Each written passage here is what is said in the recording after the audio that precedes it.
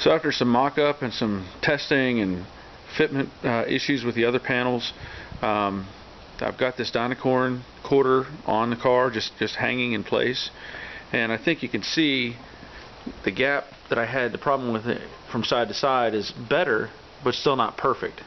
I'm gonna have to still play with it. This side is gonna be fine, and this side I'll be able to adjust some of this, like this gap up here.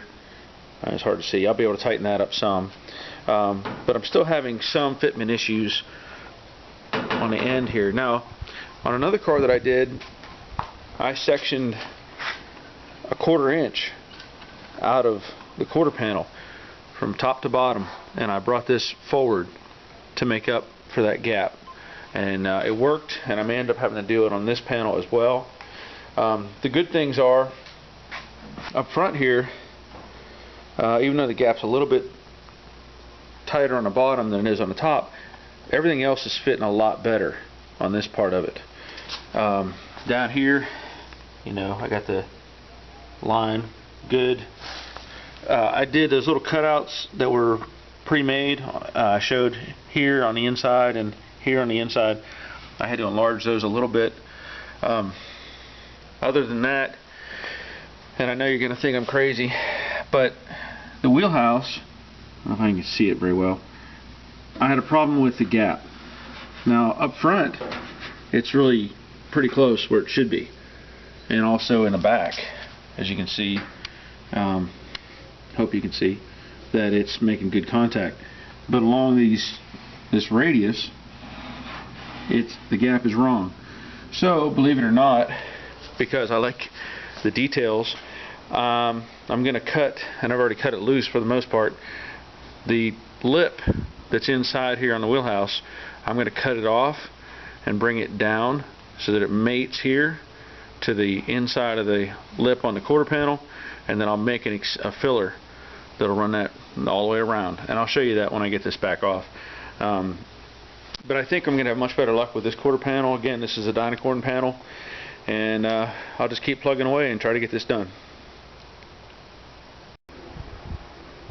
Here's a little more information on the quarter panel dilemmas.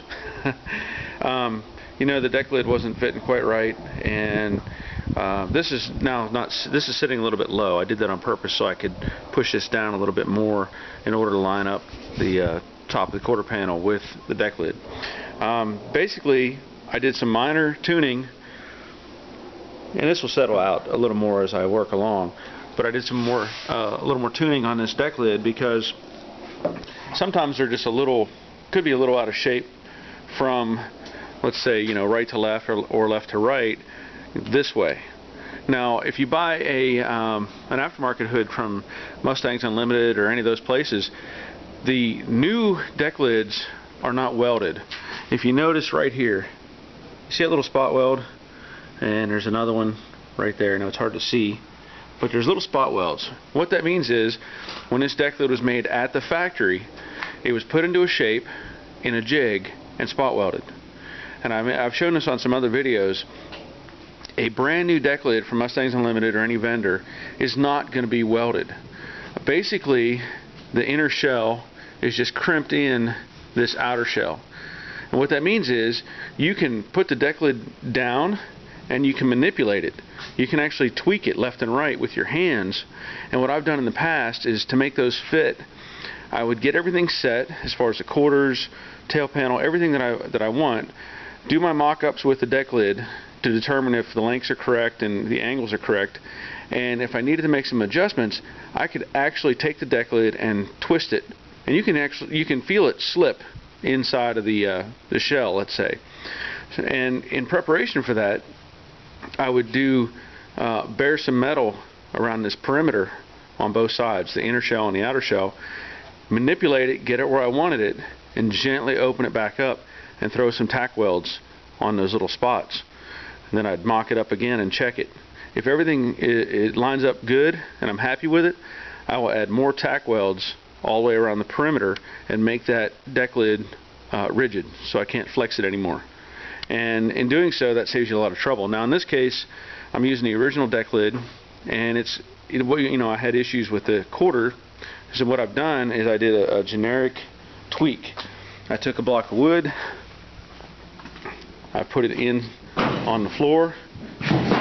Excuse me. Put it in on the floor. It's hard to do with one hand. Bring it down. Stopper there. Put some weight on this side, and got it to go to the shape that I wanted. Now I know it's kind of a cheap way to do it, but it sure beats replacing a deck lid you don't need to, and damaging the one you have. And if you do it right, it won't hurt it at all.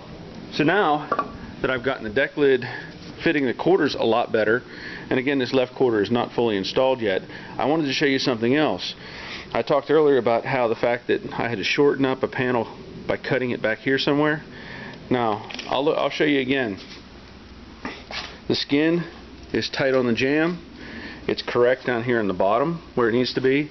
I had a little issue with the wheelhouse, which I'm going to correct that, but everything else is lining up. If you look here, you can see that it lines up on the sail panel, and it all fits snug into the deck filler panel.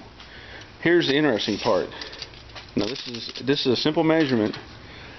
I'm putting the tape measure up there against that flange, or that bend. Come back here, and my measurement is just under 24. Let's say it's around 24 and 7/8. Here's the fun part. Let me show you this real quick. Same location, same position, same deal. This one is, it's hard to read, 24 and about a half. So that tells me, as I said before, that there's something wrong with the way they make these quarter panels, and that's why I had to shorten up the last one. That being said, I'm going to drive on and make it fit. Hope you got some information out of that one, and stay tuned. I'll be making more progress soon.